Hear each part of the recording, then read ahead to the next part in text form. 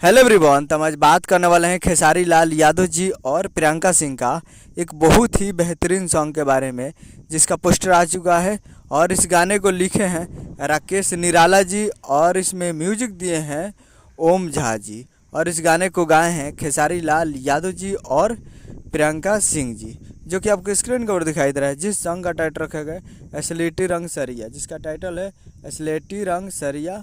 और वीडियो में है खेसारी लाल यादव जी और यामिनी सिंह जी, फिट में है यामिनी सिंह जी। और आप लोगों को मालूम होगा कि एक फिल्म का ट्रेलर रिलीज़ किया गया था, जिस मूवी का नाम था प्यार के बंधन।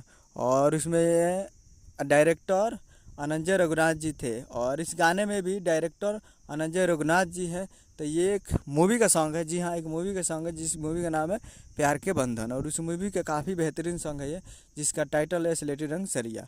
तो अभी कंफर्म नहीं है कि ये मूवी का सॉन्ग है, लेकिन है ज़रूर।